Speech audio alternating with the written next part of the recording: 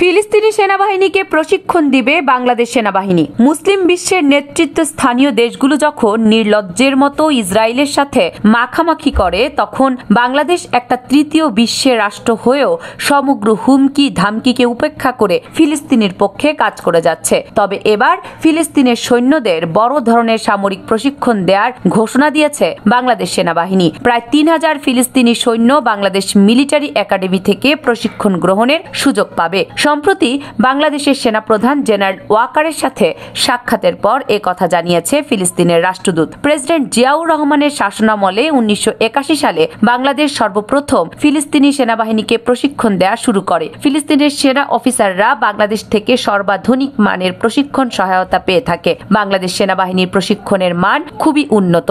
জাতিসংঘের শান্তিরক্ষী মিশনে সেনা প্রেরণের সুবাদে বাংলাদেশ সেনাবাহিনী ব্যাপক অভিজ্ঞতা লাভ করে। বর্তমান বাংলাদেশ থেকে পৃথিবীর প্রায় 56টি দেশের সেনাবাহিনী ক্যাডেটরা প্রশিক্ষণ গ্রহণ করে থাকে, যার মধ্যে ফিলিস্তিন অন্যতম। 1981 সালে প্যালেস্টাইন স্বাধীনতাকামী সংগঠন PLA এর নেতা ইয়াসির আরাফাত রাষ্ট্রীয় সফরে বাংলাদেশে এসে সে সময় প্রেসিডেন্ট জিয়াউর রহমান ফিলিস্তিনের 30 জন সেনাবাহিনী ক্যাডেট অফিসারকে প্রশিক্ষণ দেওয়ার উদ্যোগ গ্রহণ করে। পরবর্তীতে বাংলাদেশের সব সরকারই এই ফিলিস্তিনি সেনাবাহিনীর সদস্যদের প্রশিক্ষণ সুবিধা অব্যাহত রাখে। বর্তমানে ফিলিস্তিনের 3 শতাধিক সেনা বাংলাদেশের বিভিন্ন মিলিটারি একাডেমিতে প্রশিক্ষণরত অবস্থায় আছে। গত বছরও বাংলাদেশ থেকে প্রায় 73 জন ফিলিস্তিনি সেনা অফিসার সামরিক প্রশিক্ষণ সম্পন্ন করে ফিলিস্তিনে ফেরত যায়। বাংলাদেশ থেকে প্রশিক্ষণ নিয়ে আসা এসব সেনা সদস্যকে সংবর্ধনা দেয় ফিলিস্তিন সরকার। বাংলাদেশ থেকে প্রশিক্ষণ প্রাপ্ত এসব ফিলিস্তিনি তারা বাংলাদেশকে তাদের সেকেন্ড হোমল্যান্ড বলে থাকেন এবং বাংলাদেশ সেনাবাহিনীর প্রতি গভীর শ্রদ্ধা ও কৃতজ্ঞতা প্রকাশ করেন। বাংলাদেশ সৃষ্টির পূর্বে থেকেই বাংলাদেশ সরকার ফিলিস্তিনের প্রতি আন্তরিক ছিল। মুক্তিযুদ্ধের সেই কঠিন সময়ে ইসরায়েল যখন বাংলাদেশকে স্বীকৃতি দেয়, তখন বাংলাদেশ সরকার ইসরায়েলের এই স্বীকৃতিকে ঘৃণা ভরে প্রত্যাখ্যান করে, শুধুমাত্র ফিলিস্তিনের কথা চিন্তা করে। 1973 সালে আরব ইসরায়েলের যুদ্ধে বাংলাদেশ ফিলিস্তিনি যোদ্ধাদের পূর্ণ সমর্থন প্রদান করে, এমনকি ফিলিস্তিনি যোদ্ধাদের জন্য মেডিকেল হেল্প ও রিলিফ পাঠায়। এরপর হতেই আরব বিশ্বের সাথে বাংলাদেশের সম্পর্ক উন্নয়ন শুরু হয়। আরব ইসরায়েল যুদ্ধের সময় বাংলাদেশ থেকে অনেক যোদ্ধা ফিলিস্তিন লেবানন যায় ইসরায়েলের বিরুদ্ধে যুদ্ধ করতে। সেখানে এসব বাংলাদেশি যোদ্ধারা ফিলিস্তিনি যোদ্ধাদের সাথে কাঁধে কাঁধ মিলিয়ে ইসরায়েলের বিরুদ্ধে যুদ্ধে ঝাঁপিয়ে পড়ে। 1973 সালে আরব ইসরায়েলের যুদ্ধে বাংলাদেশ থেকে কত সংখ্যক ফিলিস্তিনি গেছে সেটা সম্পর্কে সঠিক তথ্য জানা যায়নি। তবে 1988 সালে আমেরিকার লাইব্রেরি অব কংগ্রেস এর প্রতিবেদনে বলা হয়েছে ফিলিস্তিনের পক্ষে বাংলাদেশে প্রায় 8000 স্বেচ্ছাসেবক যুবক যুদ্ধের জন্য গিয়েছিল। লেবানন শাখার ফাতা সেক্রেটারি আবু আল আরদাতের মতে বাংলাদেশি যোদ্ধাদের সংখ্যা প্রায় 1000 থেকে 1500 ছিল।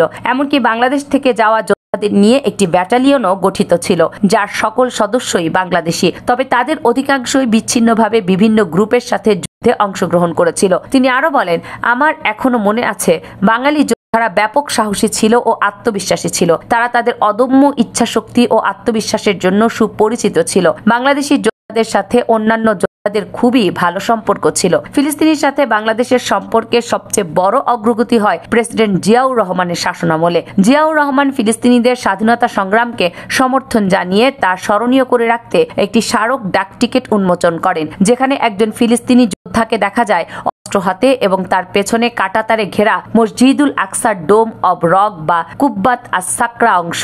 এই ডাক টিকিটে ইংরেজিতে লেখা হয়, আমরা বীর ফিলিস্তিনি স্বাধীনতাকামী তাদের স্যালুট জানাই। জিয়াউর রহমান ছিলেন ফিলিস্তিনের আল কুদস কমিটির সহ প্রতিষ্ঠাতা। ফিলিস্তিন সমস্যার সমাধানে আল কুদস কমিটির নেতৃত্ব জিয়াউর রহমান গুরুত্বপূর্ণ ভূমিকা পালন করেন। এছাড়া জিয়াউর রহমান ইসলামী উন্নয়ন ব্যাংকের অন্যতম প্রতিষ্ঠাতাদের একজন। জিয়াউর রহমানের মৃত্যুর পর বাংলাদেশে আর কোনো রাষ্ট্রপ্রধানই ফিলিস্তিনকে কার্যকরভাবে সহযোগিতা করার জন্য এগিয়ে আসেনি, শুধুমাত্র নিন্দাসূচক বিবৃতি জানানোর মাধ্যমে সীমাবদ্ধ ছিল। তবে বর্তমান সরকার 3000 ফিলিস্তিনি সেনাকে প্রশিক্ষণের নতুন চুক্তি সই করে ফিলিস্তিনের সাথে বাংলাদেশের সম্পর্কের নতুন দিগন্ত উন্মোচন করল। দক্ষিণ এশিয়ার দেশগুলোর মধ্যে সামরিক শক্তিমত্তার দিক দিয়ে বাংলাদেশের অবস্থান তৃতীয়। দক্ষিণ এশিয়ায় বাংলাদেশের চেয়ে এগিয়ে রয়েছে শুধুমাত্র ভারত ও পাকিস্তান। বাংলাদেশের পরে রয়েছে শ্রীলঙ্কা, নেপাল, ভুটান, মালদ্বীপ এর অবস্থান। অবস্থান। গ্লোবাল ফায়ার পাওয়ারের তথ্য অনুযায়ী বাংলাদেশের সেনাবাহিনীতে সক্রিয় সেনা সদস্য রয়েছেন আনুমানিক 1,75,000, যা পৃথিবীর 15তম বৃহত্তম সেনাবাহিনী।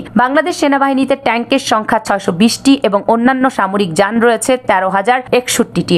তাছাড়া বাংলাদেশ সেনাবাহিনীর কাছে তুরস্কের তৈরি অত্যাধুনিক বাইরাক্তার TB2 অ্যাটাক ড্রোন রয়েছে। বর্তমানে এটি বিশ্বের অন্যতম শক্তিশালী একটি অ্যাটাক ড্রোন। তাছাড়া বাংলাদেশ সেনাবাহিনীর অধীনে বিশ্বের বৃহত্তম প্যারামিলিটারি বাহিনী রয়েছে। এই প্যারামিলিটারি বাহিনীতে 68 লক্ষ সদস্য রয়েছে। বাংলাদেশের প্যারামিলিটারি বাহিনীর সদস্য সংখ্যা ইসরায়েল রাষ্ট্রের জনসংখ্যার প্রায় সমান এবং এই প্যারামিলিটারি বাহিনীর মধ্যে রয়েছে বাংলাদেশ বর্ডার গার্ড, গ্রাম পুলিশ, আনসার সহ বিভিন্ন বাহিনীর সদস্যরা। আর এসব বাহিনীর সদস্যরাও অস্ত্র পরিচালনায় সক্ষম এবং এরা সামরিক ট্রেনিং প্রাপ্ত, তাই এরা যুদ্ধক্ষেত্রে সেনাবাহিনীর সহায়ক ফোর্স হিসেবে কাজ করতে পারবে। বাংলাদেশ নৌবাহিনীর সক্রিয় সদস্য হয়েছে 25,100 জন। এই বাহিনীর জাহাজগুলোর মধ্যে রয়েছে ফ্রিগেট 7টি, করভেট 6টি, সাবমেরিন 2টি, টহল নৌযান 30টি এবং মাইন ওয়ারফেয়ার রয়েছে 5টি।